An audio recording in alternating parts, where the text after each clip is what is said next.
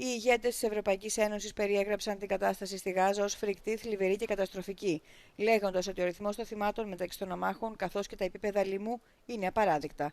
Ωστόσο, αρνήθηκαν να αναστείλουν εν όλο ή εν μέρη τη Συμφωνία Σύνδεσης Ευρωπαϊκής Ένωσης Ισραήλ, παρά το γεγονός ότι μια ανεξάρτητη επανεξέταση διαπίστωσε ότι το Ισραήλ παραβιάζει τη ρήτρα ανθρωπίνων δικαιωμάτων. Κατά τη διάρκεια της Συνόδου Κορυφής της Βρυξέλλες, κάλεσαν επίσης τη Χαμάς να απελευθερώσει όλους τους ομήρους και να κηρύξει κατάπαυση του πυρός. Israel is a friend, but with friends we need to be frank and open and clear. We have an association agreement, and in the terms of this association agreement, on Article 2, both parts need to respect some values. Nobody can ignore what we watch on TV and what we read in the press. They are a systematic violation by Israel of human rights in Gaza. Ο Ουκρανός πρόεδρος Βολόντιμιρ Ζελένσκι συμμετείχε στη Σύνοδο Κορυφής σχετικά με την πρόοδο του Κιέβη προς την ένταξη στην Ευρωπαϊκή Ένωση. Ωστόσο, ο Ούγγρος Βίκτορ Όρμπαν δήλωσε ότι δεν θα υποστηρίξει κανένα κείμενο για την ένταξη της Ουκρανίας, λέγοντας ότι είναι ενάντια στα συμφέροντα της χώρας του. Οι ηγέτες μίλησαν επίσης για τον συνεχιζόμενο εμπορικό πόλεμο με τις ΗΠΑ. Η πρόεδρος της Ευρωπαϊκής Επιτροπής, Ούρσουλα φον ντερ Λάιεν, υποστήριξε την αντικατάσταση του Παγκόσμιου Οργανισμού Εμπορίου εν μέσω της προστατευτικής τάσης των Αμερικανικών κυβερνήσεων. I said that we can think about this as a beginning of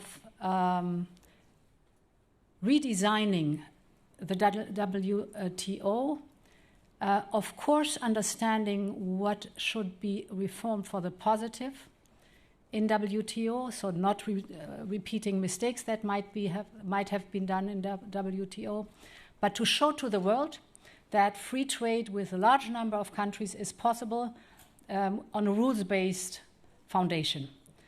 And this is a project where I think we should really engage on, because CPTPP and the European Union, this is mighty.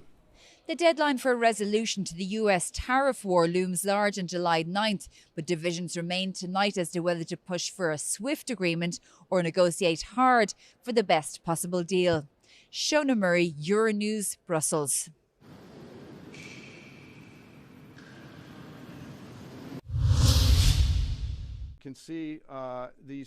Τα βρετανικά μέσα ενημέρωσης υποστηρίζουν ότι το απόθεμα της Τεχεράνης σε υψηλά εμπλουτισμένο ουράνιο φαίνεται να είναι άθικτο μετά τα αμερικανικά πλήγματα σε ιρανικές πυρηνικές εγκαταστάσεις.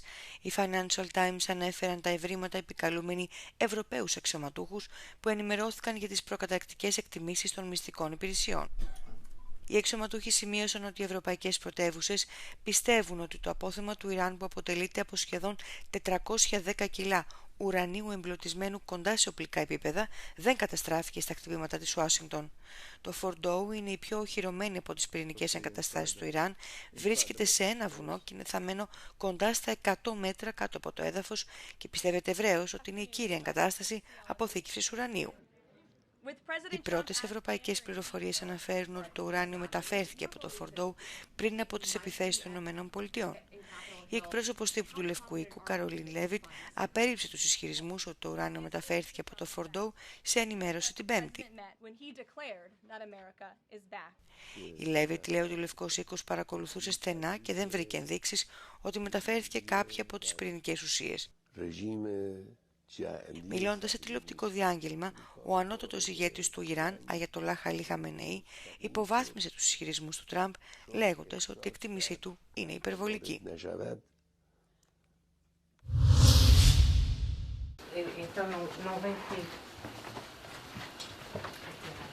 Οι καταγγελίες των πολιτών στον θεσμό του Ευρωπαίου Διαμεσολαβητή αυξάνονται φέτος. Η Τερέζα Νίνχο αποκαλύπτει ότι οι κύριες επικρίσεις αφορούν τις δυσκολίες πρόσβασης σε έγγραφα, τη συμμετοχή του κοινού και την έλλειψη διαφάνειας.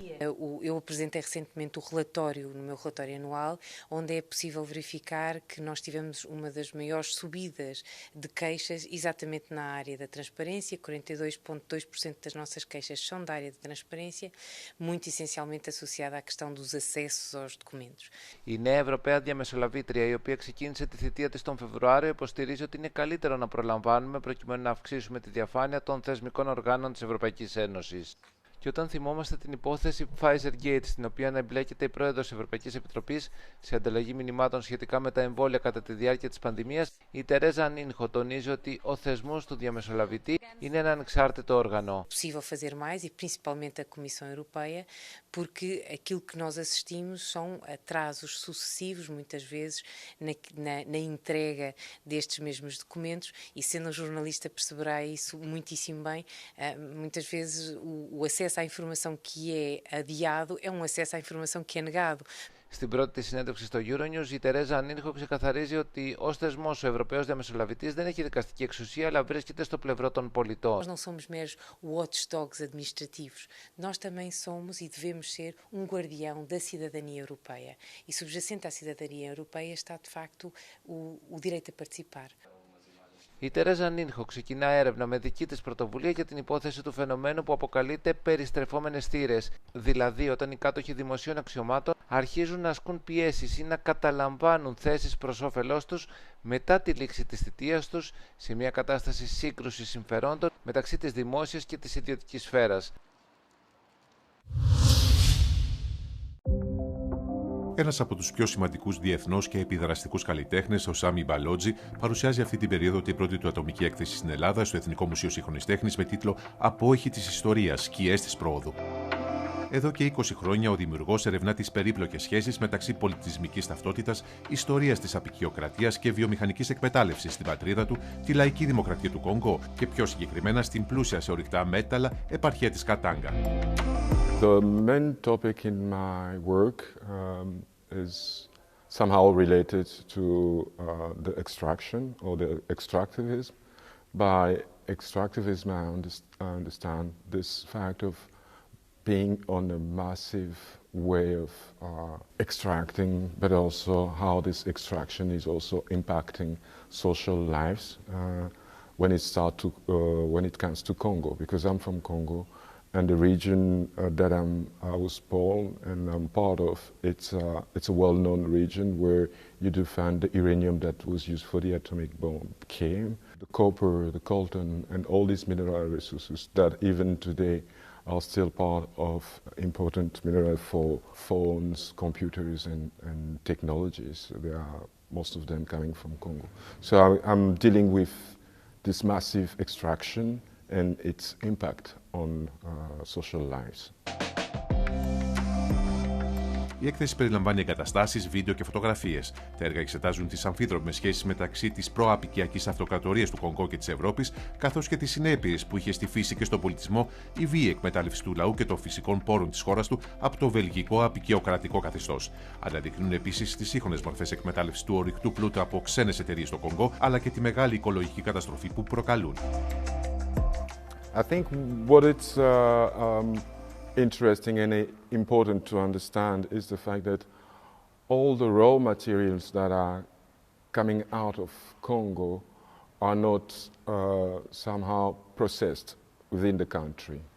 So the raw material are getting out and being treated outside, and once the final product are reversed within the world market, they are so expensive that a simple Congolese citizen can never afford to get benefit or to get access to the final product. It can come from a telephone or a car or whatever.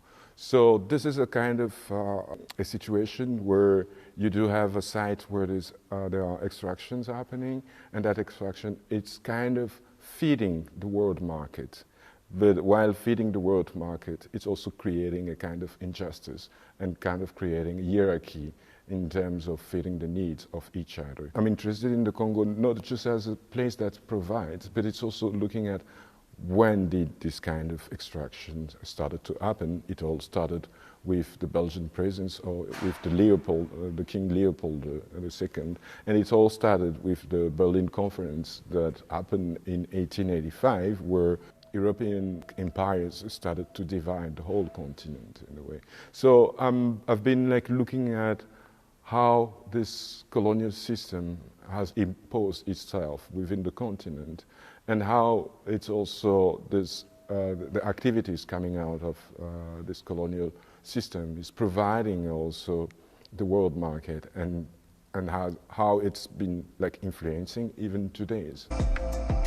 Ο ίδιος έχει ως έδρα του τα τελευταία χρόνια τις Βρυξέλλες. Πώς βλέπει πλέον από το Βέλγιο αυτό το απεικιοκρατικό παρελθόν? From the Congo side and even the Belgian side, there is like erasure of history. So in terms of society speaking, and once you start to question the fact that why there is this such amnesia or ignorance, it's because it comes out of a propaganda. And then when you start to look at the propaganda, you understand that the propaganda was not just imposed on Congolese people, it was also imposed on Belgian citizens. And it's also like when you look at the scholar program, you don't find anything that is really like kind of digging and speaking about the colonial history in details in order to be able to provide this knowledge to future generations in a way.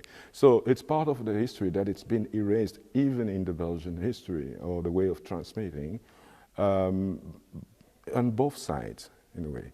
But that is one thing. And the other is that the colonial system itself, it's not just like one aspect or one thing that a certain country can do toward another, but it's been something that has been happening within different countries, but also from Western context, it's also like Belgian copying methods that were applied by French or Germans and so on.